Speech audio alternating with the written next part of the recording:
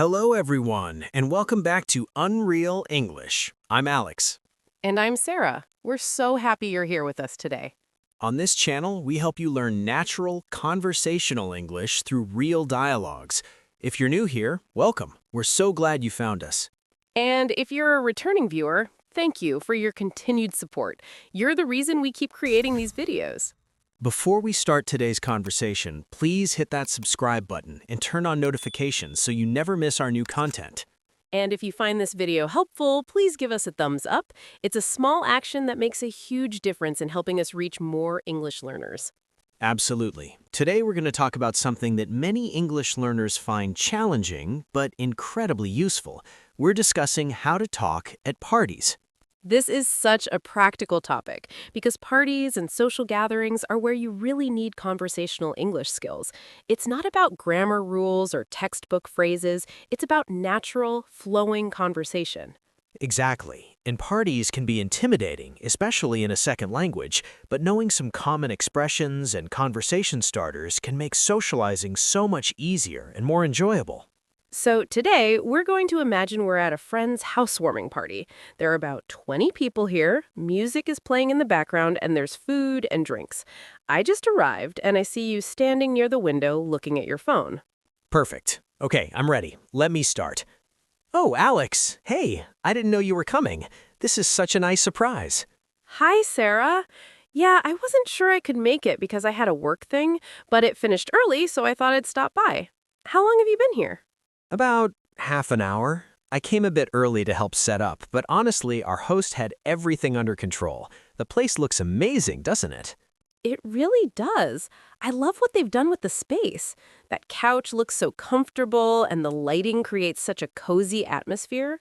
I know, right? I'm actually a little jealous. My apartment is still full of boxes, and I moved in 3 months ago. Meanwhile, they moved in last week, and everything looks perfect. Don't be too hard on yourself. Some people are just naturally good at decorating. I'm terrible at it. My place still has blank walls after living there for 2 years. 2 years? Alex, you need to put up some pictures or something. Your apartment must look so empty. It does, and I know I should do something about it, but I never seem to find the time. Plus, I'm indecisive. I'll pick out a painting, stare at it for 20 minutes, and then put it back because I'm not sure. That's hilarious. You know what? We should go shopping together sometime. I can help you pick out some art. It'll be fun. That would actually be really helpful. I clearly need someone to make decisions for me when it comes to decorating. It's a date then. Well, not a date, but you know what I mean. A friend shopping trip. I know what you meant. So, do you know many people here? I only really know the host and you. I know maybe 5 or 6 people. A few were from my yoga class, and a couple are mutual friends. But honestly, I haven't really talked to anyone yet, except our host when I arrived. Same boat then. I always feel awkward at parties where I don't know many people. I never know how to just walk up to strangers and start talking. Oh my gosh, me too. I always think I should be more outgoing, but then I just end up standing in the corner looking at my phone, pretending to be busy. That's exactly what you were doing when I got here. You caught me. I was literally scrolling through Instagram looking at pictures of food because I was too nervous to talk to anyone. At least you're honest about it. But now that we found each other, we can be awkward together. Safety in numbers, right? Absolutely. Though we probably should try to mingle a bit. It's kind of rude to just talk to each other all night when there are other people here. You're right. But can we at least get some food first? I came straight from work and I'm starving. What's on the food table? Oh, there's so much good stuff. There are mini quiches, some kind of fancy cheese platter, vegetable spring rolls, chicken skewers, and these amazing little bruschetta things. That all sounds incredible. Lead the way. Oh, and fair warning, the spinach dip is addictive. I've already had way too much of it. Noted. I love spinach dip. Wow, this spread is impressive. Did our host make all of this? Some of it, but I think they also got catering for some items. The quiches are homemade, though. I watched them make those yesterday when I stopped by. Homemade quiches? That's dedication. I would have just ordered pizza and called it a day. Right? Some people are just so talented in the kitchen. I can barely boil water without somehow messing it up. You can't be that bad. What about that pasta dish you brought to the potluck last month? That was delicious. Oh, that? I followed a YouTube tutorial step by step. And even then, I almost burned the sauce. My smoke alarm went off twice. Well, it turned out great regardless. Sometimes fake it till you make it works, even in cooking. I guess so. Oh, try one of those bruschetta. They're the best thing here. Okay, trying it now. Oh, wow, this is amazing. What's on it? I think it's tomato, basil, garlic, and some kind of balsamic glaze. It's so fresh and flavorful. I'm definitely having another one. Or 3. Okay, maybe I should pace myself. I don't want to be that person who hovers around the food table all night. There's always one person who does that at every party. But honestly, the food is usually the best part of any party, so I don't judge. True. So what do you think we should do next? Should we try to join a conversation or just keep talking to each other? Let's look around and see if there's a group that looks approachable. Sometimes you can tell when people are in a closed conversation versus when they're open to others joining. How can you tell the difference? It's all about body language. If people are standing in a tight circle facing each other, they're probably having a private conversation. But if they're in a more open formation and making eye contact with people passing by, they're usually open to others joining. That's actually really helpful advice. I never thought about it that way. It's something I learned from a communication workshop I took last year. Body language tells you so much about social situations. I should take a workshop like that. I could use all the help I can get with social skills. You're doing fine. You're talking to me just fine right now. That's because I know you. You're safe. Strangers are scary. I get it, but you know what? Most people at parties are actually friendly. They're just waiting for someone to break the ice. Break the ice. Oh, you mean start the conversation. Exactly. Break the ice means to do or say something to make people feel more comfortable in a social situation, especially when meeting for the first time. I like that expression. So we need to find someone to break the ice with. Yes. Oh, look over there. Those 2 people by the bookshelf seem to be having a casual conversation. Their body language looks pretty open. Should we go over there? Let's do it. Worst case scenario, we have an awkward 30 seconds and then move on. Best case, we make new friends. Okay, I'm trusting you on this. Lead the way. Wait, we should have a conversation starter ready. What should we say? How about, hi, mind if we join you? Is that too direct? That works. Or we could comment on something they're talking about if we can hear what they're saying. Good thinking. Let's get a bit closer and see what they're discussing. Actually, wait, I just realized I know one of them. That's Mark from my book club. Perfect. That makes it so much easier. You can introduce me. Definitely. Okay, let's go. Mark, hey! See? That went smoothly. Having a mutual friend makes everything easier. It really does. Mark is super friendly, by the way, and his friends seem nice too. They were both great. I'm glad we made the effort to go talk to them. I was learning so much about urban gardening. I had no idea you could grow so many vegetables in a small apartment. Right? Mark is so knowledgeable about that stuff. He grows tomatoes, herbs, and even peppers on his tiny balcony. That's impressive. It makes me want to try growing something. Though knowing me, I'd probably kill a cactus. Cacti are actually harder to keep alive than people think. You can overwater them. See? I'd definitely kill it then. I'm better off just buying vegetables at the store. Fair enough. Oh, I think they're about to turn the music up. I hope it doesn't get too loud. I hate when you can't hear people talking at parties. Me too. There's nothing worse than having to shout just to have a conversation. You end up with a sore throat the next day. And you can't really have meaningful conversations when the music is blasting. It just becomes a lot of, what? Sorry, I can't hear you. Exactly. Oh, good. It's still at a reasonable volume. So, Sarah, I've been meaning to ask you, how's your new job going? It's going really well, actually. The first few weeks were overwhelming because there was so much to learn, but now I'm getting into the rhythm of things. That's great to hear. What's your favorite part about it so far? Definitely the team. Everyone is so supportive and collaborative. It's such a different environment from my last job where everyone was competitive and territorial. That makes such a huge difference.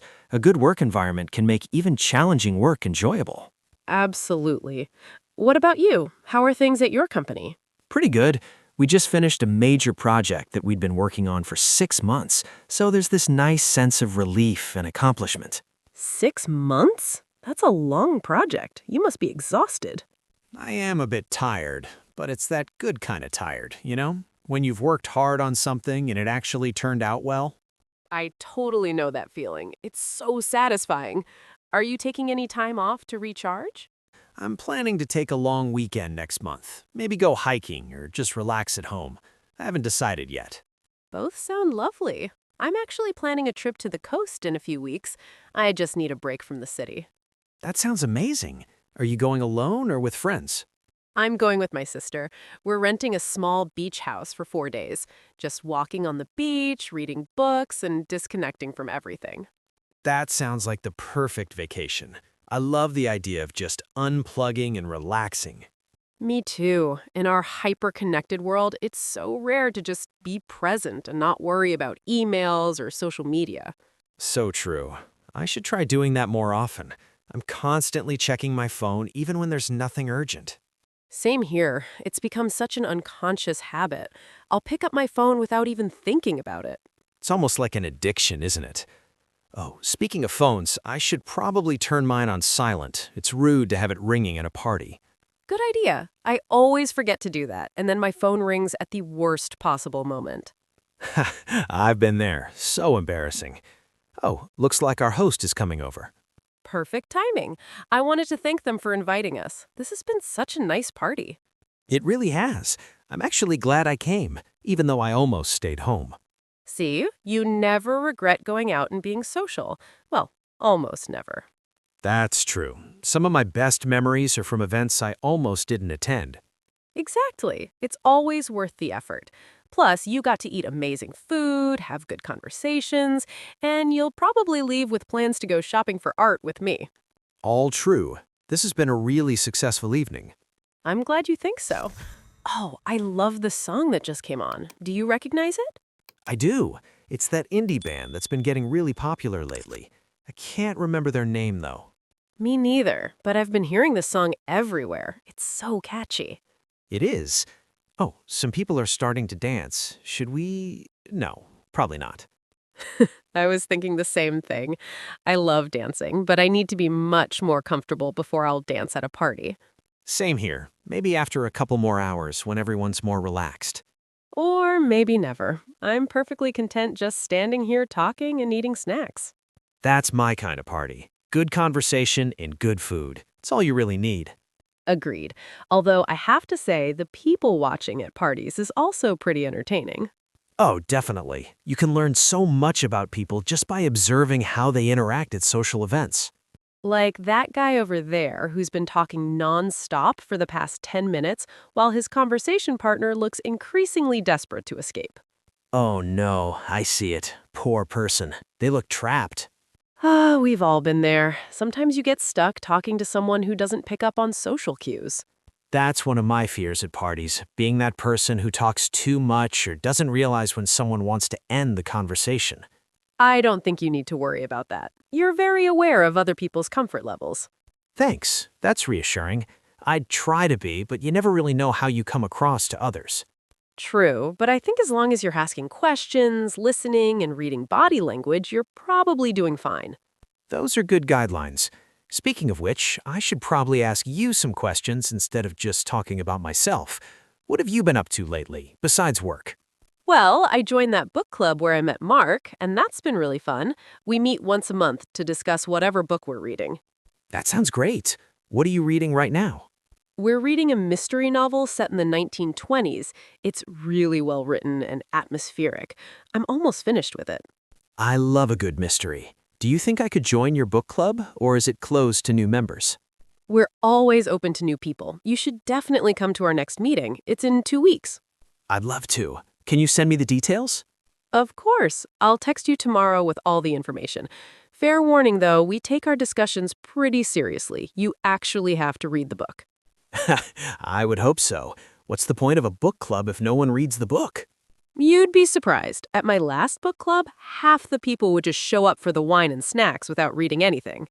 That defeats the whole purpose. though I can't say the wine and snacks aren't appealing. They're definitely a bonus, but the real value is having thoughtful discussions about books with people who actually care about literature. That sounds perfect. I'm really looking forward to it now. I'm excited for you to join. It'll be nice to have a familiar face there besides Mark. Thanks for inviting me.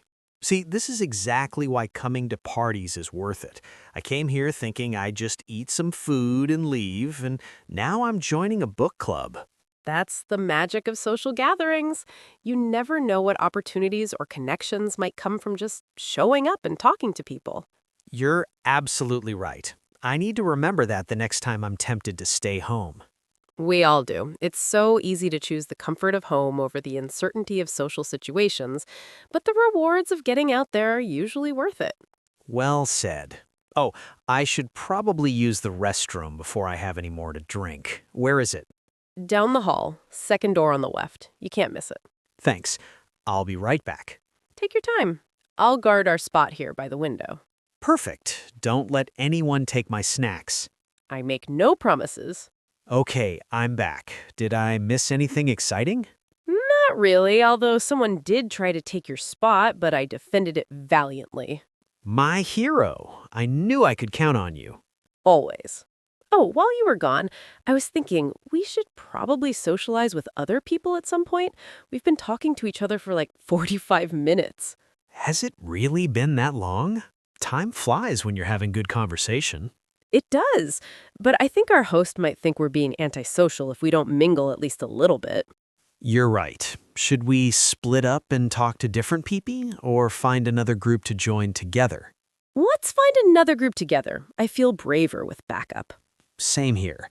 Okay, who looks approachable? How about those people near the kitchen? They're laughing a lot, so they seem to be having fun. Good observation. Let's head over there. Wait, do we have a conversation starter? We could ask what they're laughing about. Perfect. That's natural and shows we're interested in joining their fun. Okay, let's do this. After 3. 1, 2, 3. Go. That went really well. They were so welcoming. They were. And that story about the camping trip was hilarious. I was crying from laughing so hard. Me too. I love when you join a conversation and people immediately make you feel included. It definitely makes parties more enjoyable. I'm actually having a really good time now. See? I told you parties aren't so bad once you relax and put yourself out there. You were right. I should listen to you more often. Yes, you should. I'm always right. Ha, I wouldn't go that far. Fair enough. Oh, I think our host is about to make an announcement. Everyone's gathering in the living room. Let's go see what's happening. I hope they're not doing party games. I hate party games. Why? Party games can be fun. Not when you're as competitive as I am. I turn into a monster when games are involved. Really? Sweet, mild-mannered Sarah becomes a monster? You have no idea. I once flipped a Monopoly board because I was losing. That's hilarious and slightly concerning. I know. I have issues. That's why I avoid party games now. Don't worry. I'll protect everyone from competitive Sarah if games start. Please do. I can't be held responsible for my actions during charades. Noted. Oh, false alarm. They're just thanking everyone for coming. No games. Thank goodness. Crisis averted. Your reputation remains intact. For now. So, how much longer do you think you'll stay? Probably another hour or so. I don't want to leave too early, but I also don't want to be the last person here. Same. I always struggle with knowing the right time to leave. Leave too early and it seems rude. Stay too late and you're awkwardly lingering. It's such a delicate balance. What's the etiquette? Like 3 hours is acceptable? I think 2 to 3 hours is the sweet spot for most parties, unless it's explicitly a late-night party. That makes sense. So we've been here for about an hour and a half now. Another hour seems reasonable. Perfect. That gives us time to have a few more conversations and maybe one more round of snacks. I like how you think. Food is definitely a priority. Always. Oh, I should probably take a picture or two for Instagram. Do you want to be in it? Sure. Where should we take it? How about in front of that cool art piece on the wall? The lighting is good there. Great idea. Let me fix my hair first. You look fine. Okay, let me get the angle right. Smile. Perfect. Got it. Let me see. Oh, that's actually a good one. Right? I'm getting better at taking pictures. It's all about finding the right angle and lighting. Well, you nailed it. Are you gonna post it now? Maybe later. I don't like being on my phone too much at parties. It's rude. I appreciate that. Nothing's worse than people who spend the whole party on their phones. Agreed. If you're going to come to a party, actually be present and engage with people. Exactly. Well, this has been a great party. I'm really glad I came. Me too. We should make a pact to always encourage each other to go to social events, even when we don't feel like it. I'm in. The Get Off Your Couch and Socialize Pact. Perfect. Let's shake on it. Deal. Okay, should we go talk to some more people before we leave? Definitely. Let's make the most of our remaining time here. Lead the way, party expert Sarah. I'm hardly an expert, but I'll do my best. Well, Sarah, we've had quite the party experience today. We really have. I hope our viewers got a sense of how natural party conversations flow in English. And I think we demonstrated a lot of useful phrases and strategies for socializing at parties. Definitely. Let's do our vocabulary review now to help everyone remember the key expressions we used. Perfect. Let's go through 10 essential words and phrases for party conversations. Okay, everyone. Let's start with our first phrase. Make it. Sarah, can you explain this one? Sure. Make it means to successfully arrive at a place or attend an event. When Alex said, "I wasn't sure I could make it," he meant he wasn't certain he could attend the party. For example, "Can you make it to dinner on Friday?" Or, "I'm so glad you made it." It's a casual, friendly way to talk about attending events or arriving somewhere. Great explanation. Our second phrase is stop by. I use this when talking about coming to the party. Yes, stop by means to visit a place briefly or casually, often without a formal arrangement. It suggests a short, informal visit. For example, "I'll stop by your house later," or "Feel free to stop by any time." It's less formal than visit and implies you won't stay very long. Perfect. Our third phrase is break the ice. This came up when we were talking about starting conversations. Break the ice means to do or say something to make people feel more comfortable in a social situation, especially when meeting for the first time. It's about overcoming the initial awkwardness. For example, he told a joke to break the ice, or small talk helps break the ice at parties. The ice represents the coldness or awkwardness of an unfamiliar social situation. Excellent explanation. Now let's talk about mingle. Mingle means to move around at a social event, talking to different people rather than staying with just one person or group. It's what you do when you socialize and meet new people. For example, the host encouraged everyone to mingle, or "I should stop talking to you and go mingle with other guests." It's about circulating and making conversation with various people. Very clear. Our fifth phrase is safety in numbers.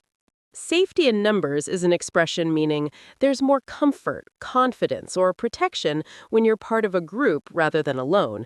When we said safety in numbers about being awkward together, we meant we felt braver facing social situations as a pair. For example, "Let's go to the party together, safety in numbers." It originally referred to actual physical safety, but now it's often used for emotional comfort too.